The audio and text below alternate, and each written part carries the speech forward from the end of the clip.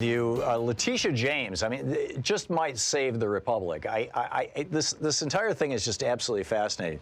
Here you've got Robert Mueller coming out yesterday saying, well, you know, Donald Trump, well, actually, you know, if this office had confidence that the president clearly did not commit a crime, we would have said so, and we did not, right? In other words, yeah, there's a decent chance Donald Trump committed a crime.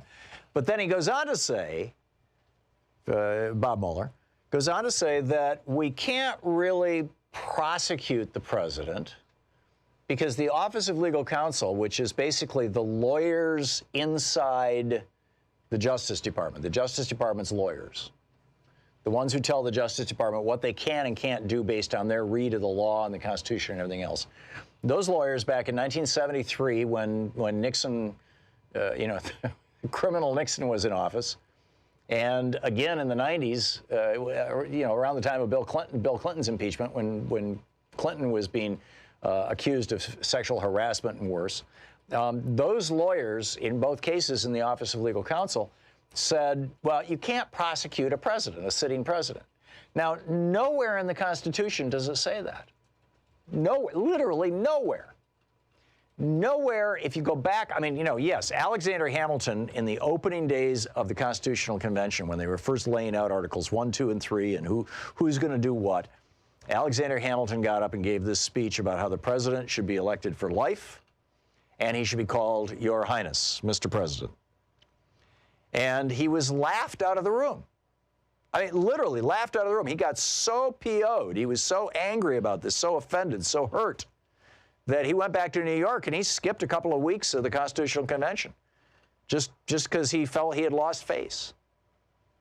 So, it's pretty clear to me that the founders never thought that the president should be above the law. But the Office of Legal Counsel, the Department of Justice, has said, for a variety of reasons. Number one, the main one being the president has such important work to do. President Nixon is managing the country through a Cold War and, a hot war in Vietnam and a proxy war with the Soviet Union and China. And, we can't, nuclear stakes are really high and we just can't do this, number one. Number two, there's an alternative way to hold the president accountable. It's for Congress to do it through impeachment, so we don't have to. And number three, if the office of the Attorney General was to open a prosecution of a sitting president, you'd have this weird situation where the president's own Attorney General, his appointee, was supervising the prosecution of the guy who put him in that office.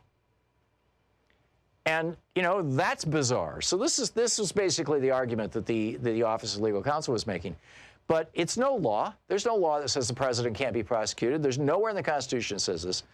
And the Supreme Court has already ruled that a president can be prosecuted in a civil case, which is what the Paula Jones case was, which led Bill Clinton to lie about having sex with Monica Lewinsky, which led to Bill Clinton being impeached for actually committing a crime when he was trying to cover up, what wasn't a crime. Having sex with a consenting adult you're not married to, not a crime. So it gets really weird. So here's where Letitia James comes into this. There's no way that the Justice Department is going to open an indictment of Trump. Mueller made that very clear yesterday.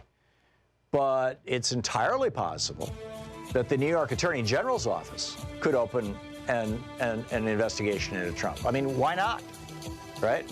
And if the pushback then coming from the Trump administration is, wait a minute, I'm president, you can't prosecute me criminally. We know that you can do it civilly, right? The Supreme Court said that in the Bill Clinton, Paula Jones case. But, Trump says, you can't prosecute me civilly. Let's get it before the Supreme Court and find out, or criminally, rather.